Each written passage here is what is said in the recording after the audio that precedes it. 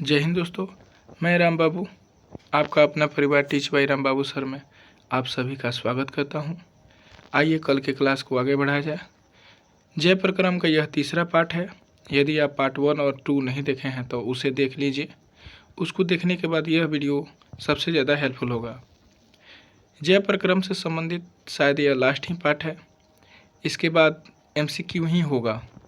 ये क्लास में आपको कुछ MCQ भी दिए गए हैं, कुछ ऑनलाइनर क्वेश्चन भी हैं, उसे हम लगाएंगे।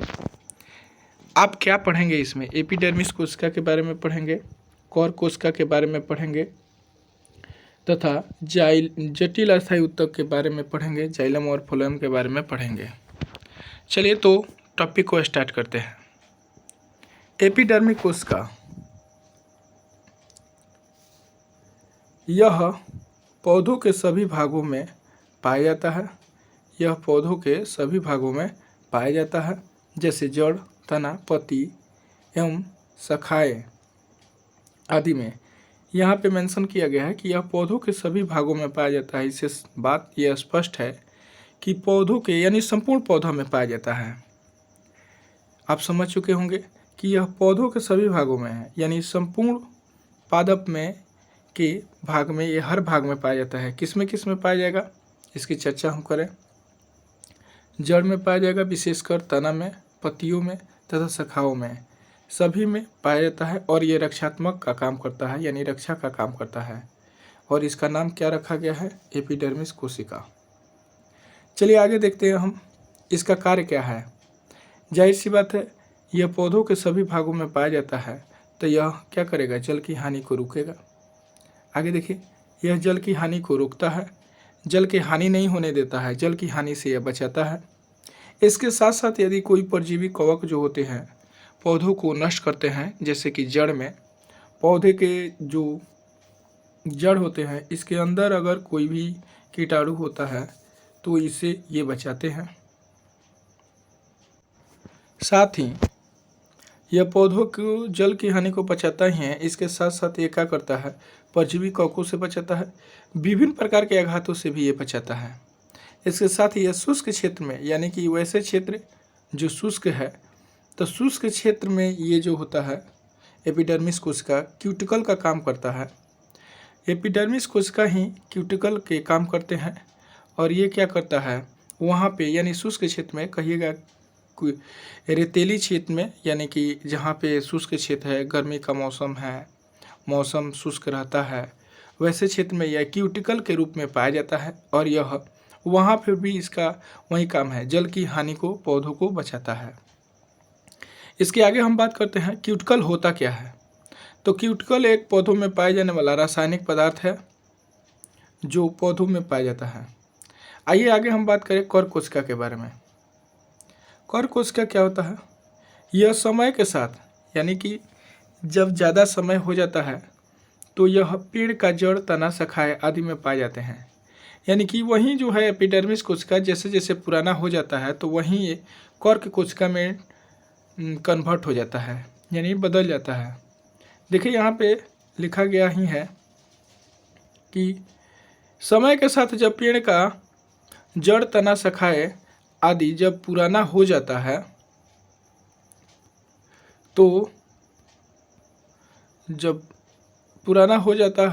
तो बाहरी ऊतक विभाजित होकर के कर्क कोशिका का या फिर छाल का निर्माण करता है। नोट डाउन में लिखा गया है, यह पौधों को सुरक्षा प्रदान करता है, अर्थात आप समझें कि यह सुरक्षा कवच का काम करता है। सुरक्षा कवच का काम करता ही है ये। इसके अलावा सबसे पहली बात है ये कि ये जानिए कि कोर कोशिका होता क्या है। कोर कोशिका वो होता है जो एपिडर्मिस की कोशिका होती है, जैसे जैसे पुराने हो जाते हैं यही कोर कोशिका में कन्वर्ट हो जाता है और यह पौधों को सुरक्षा करता है। यह छाल के रूप में हो जाता है। जाहिर सी बात है, जब छाल में होगा तो इसकी अधिकतम कोशिका क्या होगी? मृत होगी। आगे मेंशन किया भी गया है कि इसकी अधिकतम कोशिका क्या होती है? मृत होती है। इसकी कोशिकाओं के दीवार पर सुमेरी नामक पदार्थ भरा होता है, जिससे इनकी दीवारें मोटी होती है।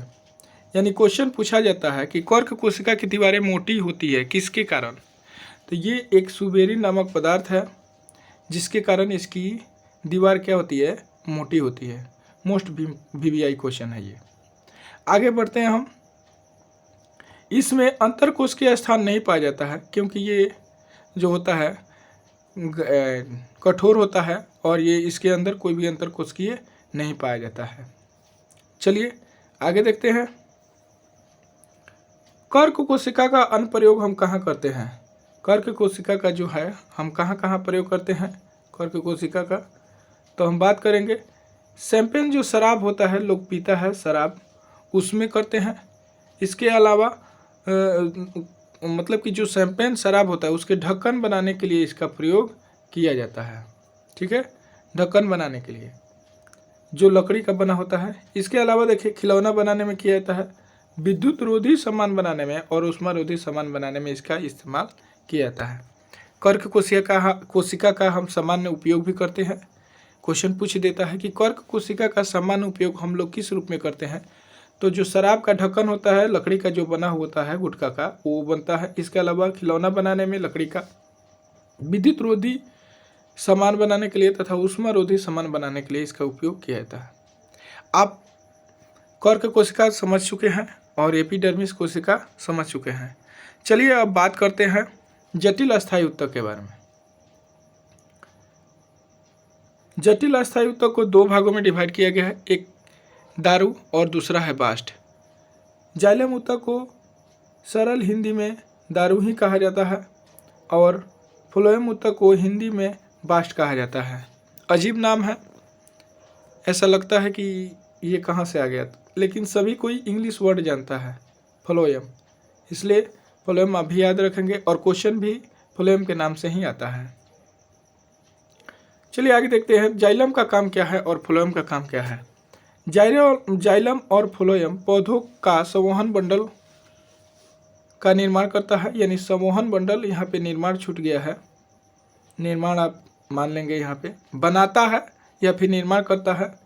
बनाता है आप कहें या निर्माण करता है, एक ही बात है, एक ही जैसा। यह संवहन बंडल का निर्माण करता है और ये जो होते हैं संवहन बंडल किसके बने होते हैं, तो ये संवहन ऊतक के ही बने होते हैं, यहाँ पे मेंशन किया गया है। जाइलम के बारे में और बात कर ले। यह क्या होता है, यानी दारू, यह पौधों के जड़, तना, पत्ती में पाया जाता है। ध्यान रहे संपूर्ण पौधे के हर भाग में ये नहीं पाया जाता है। किस में पाया जाएगा, यह जड़ में पाया जाएगा, तना में पाया जाएगा और इसके साथ साथ पत्ती में पाया जाता है, यानी कि हर भाग में नहीं पाया जाता है। जाइलम को पौधों का चालन ऊतक भी कहा जाता है। क्यों कहा जाता है इसकी अभी चर्चा करते हैं। जाइलम को चालन ऊतक कहा जाता है। इसका निर्माण 4 तत्वों से होता है, जिससे निम्नलिखित प्रकार से यहाँ पे दिए गए हैं। ये 4 तत्व कौन कौन से हैं? पहला है वाहनिकाय, दूसरा है वाहिकाय, तीसरा है जाइलम तंतु और चौथा है जाइलम मृदु ऊतक। आइए हम देखते हैं जाइलम के बारे में। और इन 4 तत्वों से आपको इतना याद रखना है कि जाइलम का जो निर्माण होता है वो कितने तत्वों से होता है, तो 4 तत्वों से होता है। सबसे मोस्ट इम्पोर्टेंट यहाँ पे साइड में लिखा गया है क्वेश्चन, इसका कार्य क्या है, इसे हम बात करते हैं। इसका कार्य जो है, यह जल एवं खनिज लवण का संवहन करता है। यह क्या करेगा, जल एवं खनिज लवण का संवहन करता है। अब समझिए इस पॉइंट को, बहुत ही इंपॉर्टेंट है जाइलम और फ्लोएम पूरे चैप्टर में। जाइलम, मान लीजिए कि एक पौधा हो गया और इस पौधा में नीचे जो जड़ है, यानी जड़ कहाँ होगा चला, तो भूमि में होगा। अब भूमि से आप अभी यहाँ पे नोट डाउन में पढ़े हैं, यहाँ पे लिखा है इसका कार्य कि ये जल और खनिज लवण को लेके जाता है ऐसे ऊपर की तरफ, और ये जो लेके जाते हैं पत्तियों तक पहुँचाते हैं, ये कौन होते हैं, तो संवहन ऊतक होते हैं। संवहन ऊतक ही होते हैं जो जल को लेके जाता है। अब बात यह है कि जल है तो लिक्विड है, तो जल के साथ कोई खनिज भी जा सकता है।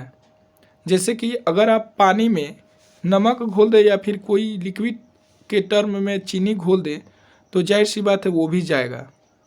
तो उसी तरह से है, जल के साथ में खनिज लवण भी चले जाते हैं और ये खनिज लवण क्या करते हैं, पौधों में भोजन बनाने का काम करते हैं। जैसे कि आप जानते हैं पौधों का भोजन गृह किसे कहा जाता है, तो पत्तियों को कहा जाता है।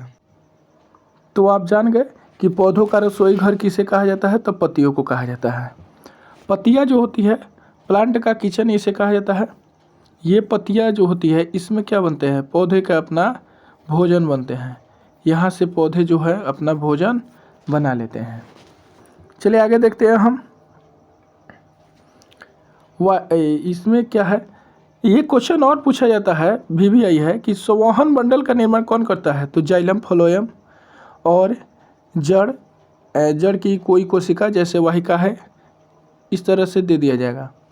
और इसमें एक इम्पोर्टेंट बात यहाँ पे लिखा गया है, वो इम्पोर्टेंट क्या है, यानी कि जाइलम मृदु ऊतक एक ऐसा ऊतक है, जाइलम मृदु ऊतक एक ऐसा ऊतक है जो जीवित पाया जाता है।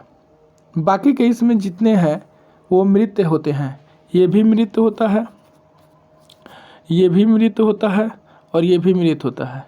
यानी कि वाहिनिकाएँ भी मृत होते हैं, वाहिकाएँ भी मृत होते हैं और जाइलम तंतु भी मृत होते हैं।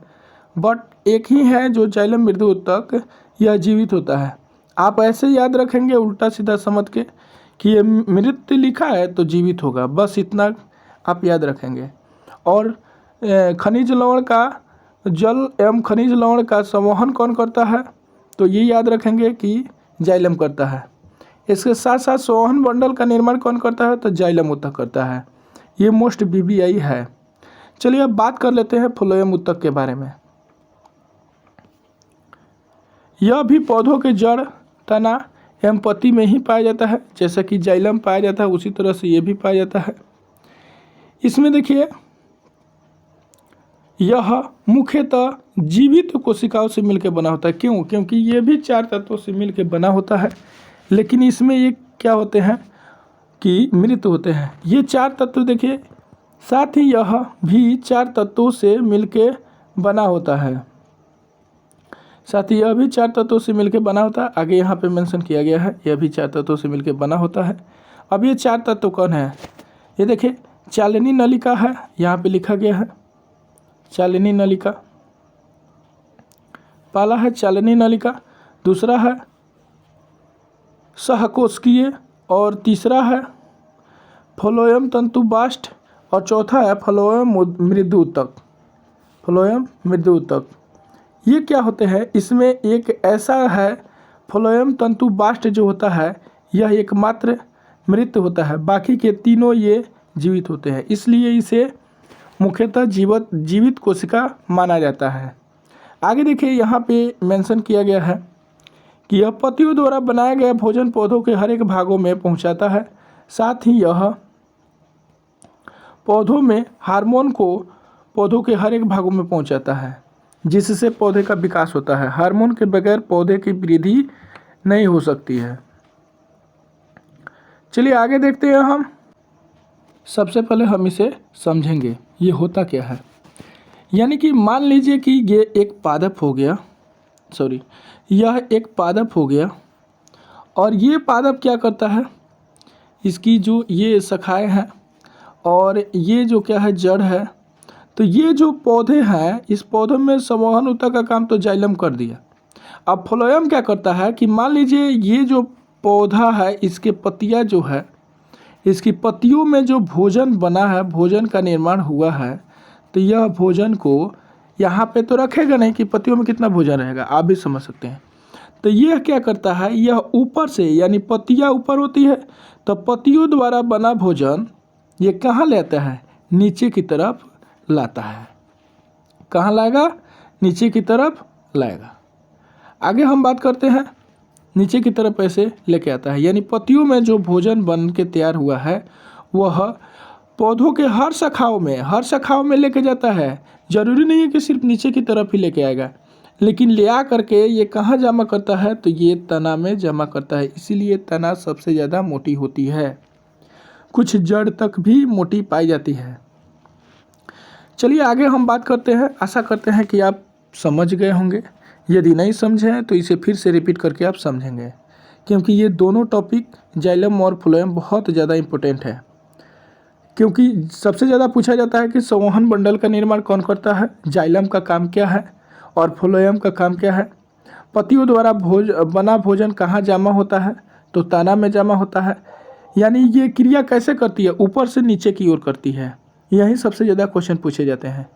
इसके आगे हम निकलते हैं। अब इसे भी आप समझ गए हैं। एक और क्वेश्चन पूछा क्या जाता है चला कि फ्लोएम कितने तत्वों से मिल करके बनता है, तो कितने तत्वों से मिल करके बनता है, ये भी 4 तत्वों से मिलकर बनता है। चलिनी नलिका होता है, सहकोशिकीय होता है, फ्लोएम तंतुबास्ट होता है और फ्लोएम मृदोतक होता है।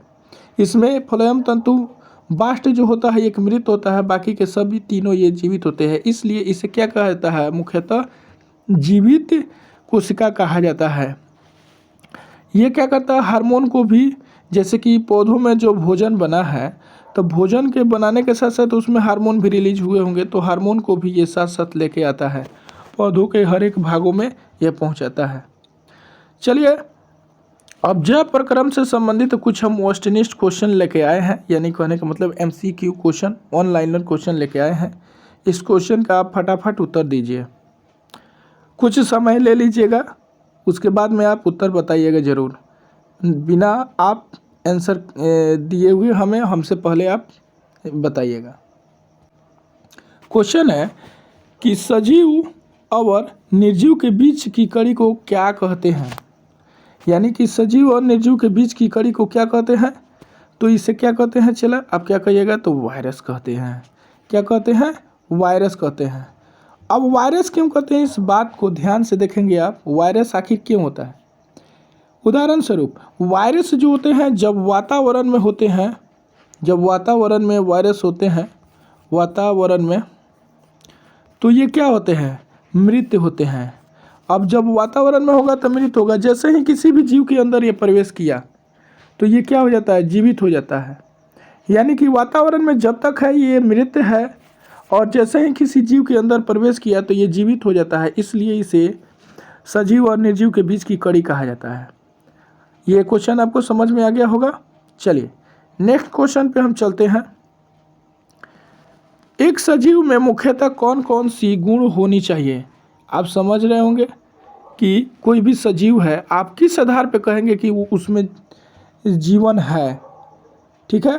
तो ये किस आधार पे कहेंगे कि यदि वो भोजन करता हो, ठीक है, भोजन करता हो एवं पाचन भी करता, भोजन करेगा तो जाहिर सी बात है पाचन करेगा, श्वसन करेगा, जीने के लिए श्वसन करबे करेगा, गति भी करता है, लेकिन गति में नोट डाउन करेंगे आप, गति करना, वृद्धि करना, विकास करना,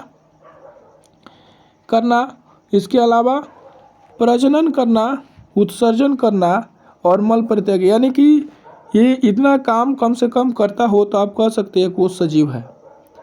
अब एक क्वेश्चन पहले हम कर लेते हैं, उसके बाद में देखिए ये क्वेश्चन स्वयं से आप बताइएगा। अगर ऊपर वाला पार्ट ये नोट डाउन आप समझ चुके होंगे इस क्वेश्चन को, तो ये नीचे वाला क्वेश्चन बिना देखे आंसर बताइएगा। क्वेश्चन सुनिए। क्वेश्चन कह रहा है कि पौधों में कौन सी क्रिया नहीं होती है। ऑप्शन तो नहीं दिए हैं हम, लेकिन चलिए आपको ऑप्शन देते हैं। कौन सी पौधों में कौन सी क्रिया नहीं होती है, वृद्धि करना, गति करना, विकास करना तथा वहन करना। तो इसमें कौन सी क्रिया नहीं होगी, आप बताएंगे। चलिए आप समझ गए होंगे, गति करना एक क्रिया इसमें नहीं होती है, गति करना एक क्रिया इसमें नहीं होती है, बाकी के सभी क्रिया इसमें होती है। अब गति करना क्यों होती है, क्योंकि पौधे जो होते हैं वह चलते नहीं हैं। यहाँ पे बात यह है कि पौधे जो होते हैं चलते नहीं हैं, इसलिए यहाँ पे कहा जा रहा है कि पौधे जो होते हैं गति नहीं करते हैं। समझ गए होंगे आप। नेक्स्ट क्वेश्चन पे अब हम चलें। चलिए नेक्स्ट क्वेश्चन पौधों से ही संबंधित है। पौधों में जीवन होता है। सबसे पहले आप सोचिए कि किसने कहा था कि पौधों में जीवन होता है। इसे कई तरीक़ा से पूछा जा सकता है कि किस वैज्ञानिक ने कहा कि पौधों में जीवन है। किस वैज्ञानिक ने बताया सबसे पहले कि पौधों में जीवन होता है, और कब बताया ये भी पूछा जा सकता है। चलिए आप आंसर बताएंगे, अगर जानते हैं तो बताइए, नहीं जानते हैं तो फिर सुनिए।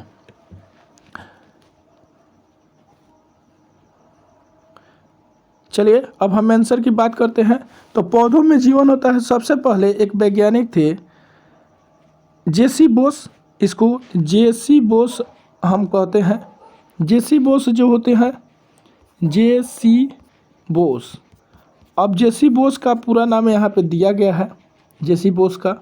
अब जेसी बोस का नाम है सर, अब यहाँ पे देखेंगे ध्यान से, अब सर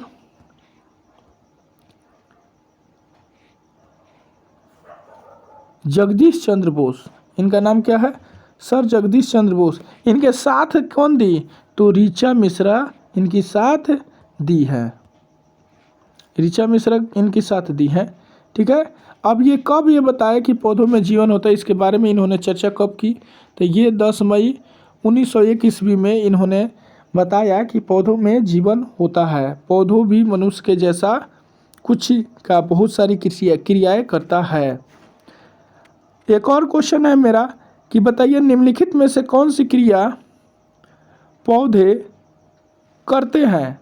तो ऑप्शन हम दे रहे हैं, प्रजनन करना,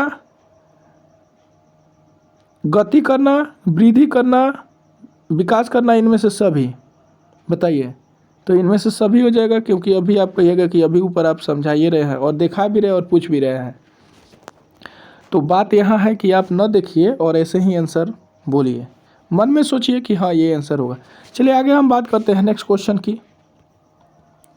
पौधों में गैसों का आदान प्रदान किस क्रिया के द्वारा होता है, यानी कि पौधों में गैसों का आदान प्रदान किस क्रिया के द्वारा होता है, यह बताएंगे। तो किस क्रिया के द्वारा पौधों में गैसों का आदान प्रदान होता है, बताइए। तो यहाँ पे एक आंसर शीट दिया गया है कि पौधों में संकुचन की क्रिया होता है, जो रंध्रों के माध्यम से होता है। इस माध्यम से पौधों में गैसों का आदान प्रदान होता है। जैसे कि पत्तियाँ जो होती है, इसी पत्तियों में पौधों में गैसों का आदान प्रदान किस माध्यम से होता है, आप बताएंगे। तो पौधों में गैसों का आदान प्रदान पत्तियों के माध्यम से होता है।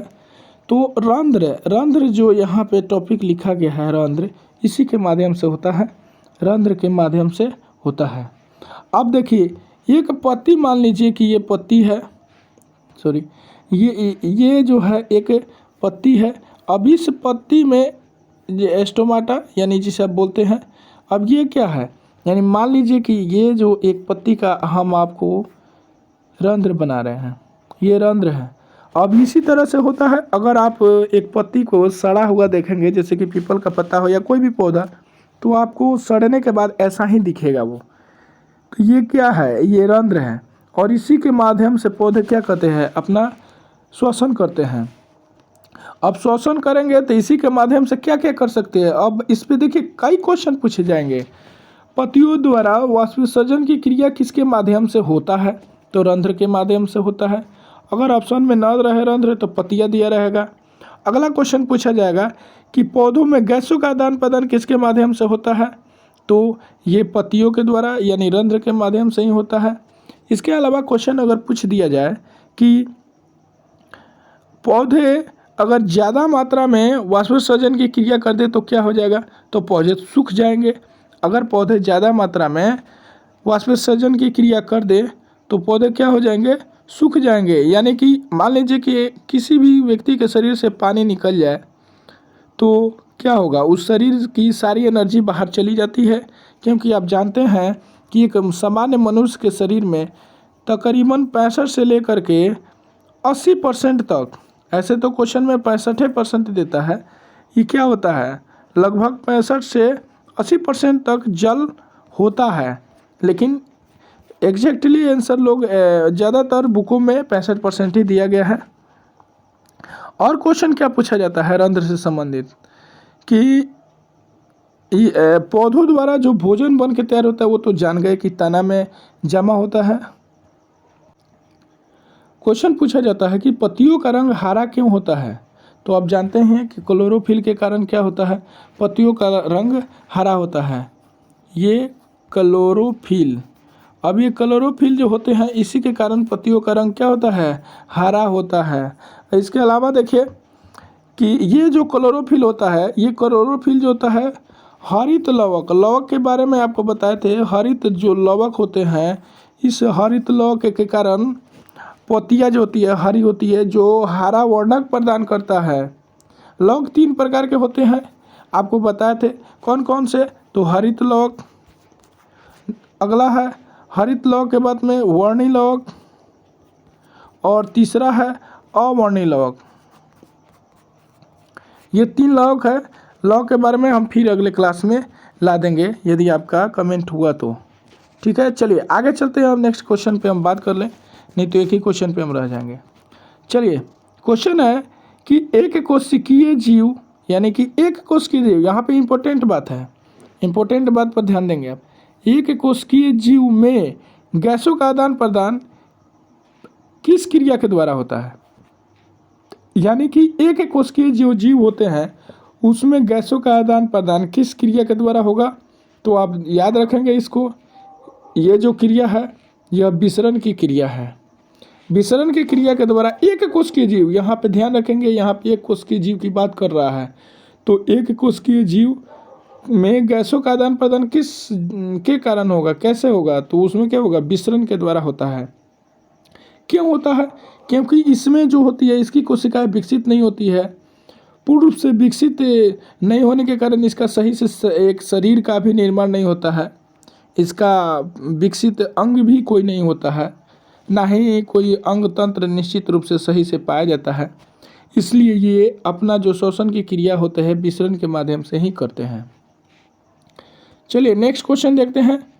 जीव विज्ञान के जिस शाखा के अंतर्गत, देखिए यहाँ पे, जीव विज्ञान के जिस शाखा के अंतर्गत जैव प्रक्रियाओं का अध्ययन किया जाता है, जैव प्रक्रियाओं का अध्ययन किया जाता है, उसे क्या कहा जाता है। जीव विज्ञान के जिस शाखा के अंतर्गत, यहाँ पे क्वेश्चन कह रहा है कि जीव विज्ञान के जिस शाखा के अंतर्गत जैव प्रक्रियाओं का अध्ययन किया जाता है उसे क्या कहा जाता है, तो उसे क्या कहा जाएगा, शारीरिक विज्ञान कहा जाएगा। ये ध्यान रहे आपको, उसे क्या कहा जाएगा, शारीरिक विज्ञान कहा जाएगा। आगे पॉइंट को देखेंगे आप, इसे 2 वर्गों में डिवाइड किया गया है, इसे 2 वर्गों में डिवाइड किया गया है। ये कौन कौन से है, तो ये देखिए कौन कौन से है। पादप शारीरिक विज्ञान यहाँ पे है, पादप शारीरिक क्रिया को पादप कायिकी भी कहा जाता है, पादप कायिकी। इसके अलावा देखिए दूसरा है जो जंतु शारीरिक क्रिया होती है, जंतु शारीरिक क्रिया यहाँ पे, और इसे क्या कहा जाता है, इस विज्ञान को क्या कहता है, जंतु कायिकी कार्यिकी कहा जाता है। ये इंपॉर्टेंट है, यहाँ पे भी थोड़ा सा नोट डाउन कर लेंगे आप। आगे देखिए, आगे बात क्या कर रहा है, जंतु के शरीर के विज्ञान को जंतु कायिकी कहा जाता है, और पादप के शारीरिक विज्ञान के अध्ययन को कायिकी विज्ञान कहा जाता है। इस पर आप गौर करेंगे। चलिए अगला क्वेश्चन हम देखते हैं। स्वपोषी अपना भोजन कैसे तैयार करते हैं, तो जाहिर सी बात है आप बता सकते हैं इस क्वेश्चन का आंसर, बताइए 2 सेकेंड। चलिए देखते हैं, जो स्वपोषी होते हैं वो अपना भोजन कैसे बनाते हैं, कैसे तैयार करते हैं या बनाते हैं, तो प्रकाश संश्लेषण के द्वारा करते हैं। अभी आप शुरू में पढ़े हैं कि जो पौधे होते हैं वो अपना भोजन कैसे तैयार करते हैं, तो प्रकाश संश्लेषण के माध्यम से करते हैं। अब बात यह है कि ये जो है प्रकाश संश्लेषण यानी फोटोसिंथेसिस यानी कि फोटोसिंथेसिस शब्द किस वैज्ञानिक ने दिया था, ये शब्द किसने दिया था, तो यह शब्द जो है बर्न्स ने दिया था। बर्न्स नामक वैज्ञानिक ने 1898 ईस्वी में इसे दिया था, इस शब्द को दिया था, फोटोसिंथेसिस। अब फोटोसिंथेसिस जो होता है यानी कि प्रकाश संश्लेषण जो होता है, इसका समीकरण पर आप ध्यान देंगे। इसमें क्या क्या होता है ये मोस्ट इम्पोर्टेंट है। ये देखिए ध्यान से, कार्बन डाइऑक्साइड को हम CO2 कहते हैं, ये आपको भी पता है, और जल को, यानी ये क्या है, ये कार्बन डाइऑक्साइड है, जल। अब जल की हम बात करें तो H2O जल का फॉर्मूला होता है, तो आप कहेंगे कि इसमें 6 लगा है, तो जाहिर सी बात है कि जल के कितने अणु होंगे, 6 अणु होंगे। आगे देखिए इसमें, यानी कि 6CO2 प्लस 6H2O यानी कि कार्बन डाइऑक्साइड के 6 गो अणु मिलेंगे और जल के 6 गो अणु मिलेंगे, और फिर इसका जो होता है क्रिया होता है, यानी पर्णहरित जब मिलते हैं, सूर्य के प्रकाश से जब मिलते हैं तो ये फोटोसिंथेसिस की क्रिया होती है। तो ये सबसे पहले क्या बनाएंगे, तो ये क्या बनाएंगे, ग्लूकोज बनाएंगे। ये क्या बनाएंगे, ग्लूकोज बनाएंगे।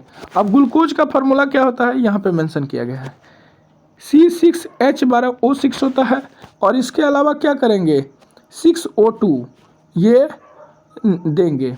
अब देखिए ग्लूकोज का फार्मूला, यानी कि इसमें क्या होगा, ऑक्सीजन यानी O2 को आप ऑक्सीजन कहते हैं, जाहिर सी बात है। तो लास्ट में आपको क्या मिलेगा, ऑक्सीजन। तो कितने ऑक्सीजन के अणु, तो 6 गो अणु। समझ में आ गया होगा, नहीं आया होगा तो दोबारा आप देख लीजिएगा। आप पढ़ रहे हैं राम बाबू सर से। चलिए आगे देखते हैं। यदि आपको ये वीडियो हेल्पफुल लग रही है तो आप लाइक बटन दबा दीजिएगा और इस चैनल को सब्सक्राइब कर लीजिएगा। ये चैनल आपके लिए बनाया गया है। चलिए आगे देखते हैं हम नेक्स्ट क्वेश्चन पे। इसमें थोड़ी सी कुछ और बातें हैं, इसे देख लेते हैं। इसमें CO2 के 6 अणु अभी बताइए दिए हैं। CO2 के 6 अणु और जल के 6 अणु मिल करके ग्लूकोज के एक अणु यहाँ पे मेंशन किया गया है, ग्लूकोज के एक अणु का निर्माण करते हैं। ग्लूकोज के एक अणु का निर्माण करते हैं और 6 गो ऑक्सीजन के अणु का निर्माण करते हैं। ये बात आपको बताइए दिए हैं हम। चलिए नेक्स्ट क्वेश्चन की हम बात कर लें। लवक कितने होते हैं, देखिए फिर से क्वेश्चन आ गया, लवक कितने होते हैं। तो लवक जाहिर सी बात है 3 होते हैं। अब ये कौन कौन से होते हैं, तो हरित लवक, वर्णी लवक और अवर्णी लवक। चलिए नेक्स्ट क्वेश्चन की बात करते हैं। पत्तियाँ जो होती है, यानी कि जिसमें स्टोमाटा पाया जाता है, यानी पत्तियाँ, ये वाली पत्तियाँ आप सोच रहे हैं वही है। ये वाली जो पत्तियाँ होती है यह किसके कारण हरी होती है, यानी कि जो पत्तियाँ होती है वो किसके कारण हरी होगी। तो आप अभी पढ़े हैं, आप ही आंसर बताइए। आप बताइएगा इसका आंसर। चलिए बता दिए हैं बहुत सारे लोग। तो इसमें क्या होगा, हरित लवक। हरित लवक के कारण पत्तियाँ क्या होती है, हरी होती है, जिसमें क्लोरोफिल पाया जाता है।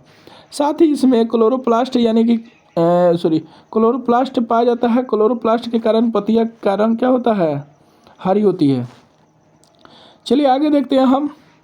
पौधों यानी कि पौधे जो होते हैं, पौधों में गैसों का आदान प्रदान किस अंग से करते हैं, यानी पौधे जो होते हैं गैस का आदान प्रदान, ये भी क्वेश्चन हम नहीं बताएंगे, ये आप शुरू में पढ़ चुके हैं। इसका आंसर क्या हो जाएगा बताइए आप, पत्तियाँ या फिर रंध्र। अगर ऑप्शन में पत्तियाँ न रहेगा तो ऑप्शन में क्या रहेगा, रंध्र रहेगा। आप इस बात पर ध्यान देंगे। और पत्तियों को ही रसोई घर कहा जाता है, किचन, पौधों का रसोई घर कहा जाता है। चलिए नेक्स्ट क्वेश्चन की हम बात कर ले। पत्तियों द्वारा बना भोजन कहाँ जमा होता है, तो यह भी ऊपर बता दिए हैं कुछ देर पहले, तना में होती है। पौधों का बना हुआ जो भोजन होता है वो किस रूप में होता है, यहाँ पे ध्यान देंगे आप, किस रूप में होता है। तो अभी इसको बताया तुरंत जस्ट पहले, तो ये किस रूप में होगा, तो ये ग्लूकोज के रूप में होगा। किस रूप में होगा, ये ग्लूकोज के रूप में होगा। अब देखें इसके बाद में जो ग्लूकोज होगा तो वह स्टार्च में बदल जाता है, और यह स्टार्च कार्बोहाइड्रेट में बदल जाता है, इस रूप में हो जाता है। और इसके बाद में यह फ्लोएम उत्तकों के द्वारा पौधों के अन्य भागों में चला जाता है। एक मेरा क्वेश्चन है कल के लिए कि आप बताइएगा कि पौधों में हार्मोन का एक जगह से दूसरी जगह तक किस क्रिया के द्वारा जाता है। आप बताएंगे, कल के वीडियो में आप ज़रूर आंसर देंगे, इसमें कमेंट बॉक्स में लिखेंगे ज़रूर। और यह वीडियो कैसा लगा, यदि आपको हेल्पफुल लगा हो तो इसे आगे बढ़ाएं और इस चैनल को सब्सक्राइब करें। आपके सब्सक्राइब करने से और आपके लाइक करने से हमें साहस मिलता है और अच्छा से अच्छा वीडियो हम बनाएंगे। चलिए टेक केयर, फिर मिलते हैं नेक्स्ट क्लास में। Best of luck, have a nice day, thank you.